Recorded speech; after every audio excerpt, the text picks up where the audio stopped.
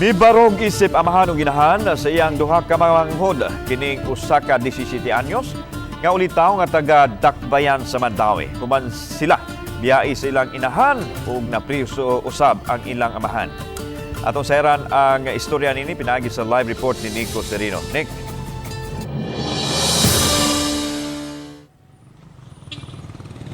Yeslan, daghan ang natandog gining istorya sa managsuon taga-Tabuk Mandawi nga gibiyaan sa ilang inahan. Hayan ipahimutang ni sila sa usa ka shelter aron nga sila maatiman. Sa usa ka gamayng kwarto sa barangay Tabuk, nagpuyo ang 17 anyos nga taguon nato sa pangang Daven. Sa hingkod nga pangidaron, dako-dako ng responsibilidad ang dala ang pag-atiman sa mga manghod. 5 anyos ug usa ka tuig. 2021 na priso ang ilang amahan sa drug case samtang duha ka buwan na sukad sila biyai sa ilang inahan. Grade 7 ang nahuman ni Daven, wala nakatiwa sa eskwela kay wala may laing makaamuma sa mga igsuon. Sa miaging simana, midangop siya sa barangay hall aron matabangan. Buot unta niya nga mahatod sa ilang apuhan sa Mindanao ang iyang mga manghod apan nasayran nga lisod silang maatiman tungod sab sa pangidaron. Pagkawala sa mong papa, dito na po siya ni lahi ang behavior. Ngayon, ever since ato napasagdaan ng mga bata, this is not the first case yun na nahitabo ning inani nga scenario. Is ang first yun nga kami pandwa sa kumangod kani is she left us for 80 pesos for 3 days. That's the worst din. Ang iyong job at a security guard. Aron makakwarta, midiskarte si Daven pagsalmot sa lain-laing singing contest. Ni atong weekend lang sa contest sa sitio, nakadawat siya og 350 pesos consolation prize na gamit niya para gatas o gasto sa balay. Nagpuyo ang managsuon sa gipaabangan nga lawak sa ilang paryente. Mihimo na og social case summary ang taga-barangay ug City Social Welfare Office sa kaso ni Daven.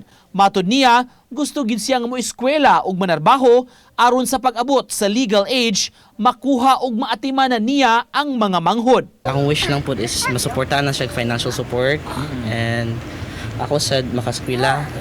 Then magpaabot na lang ko mag-18 ko or 19. Ako na lang makuha ng mga bata. Then maka-find job na lang po para Sakit baya on my part.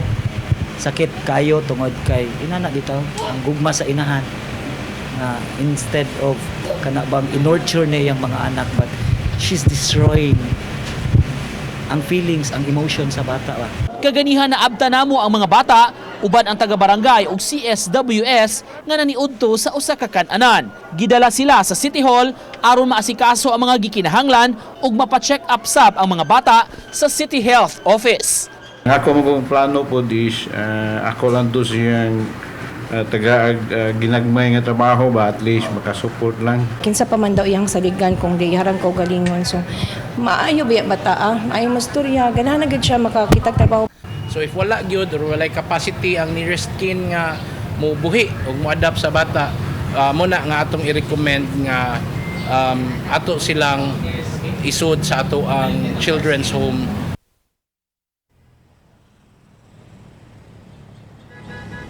Sa pagkakaroon lang, doon na inisyal nga mga mihatag o hinabang alang sa managsuon. Samtang gipadayag sab sa City Councilor nga itong nahinabi si Councilor Delmar nga kung doon na may mga hinabang nga buot ipaabot ni atong mga managsuon, mas maayong idirekta kini sa 17 anyos nga magawa nga mo sa responsable nga may atiman sa iyang mga manghod. Lan?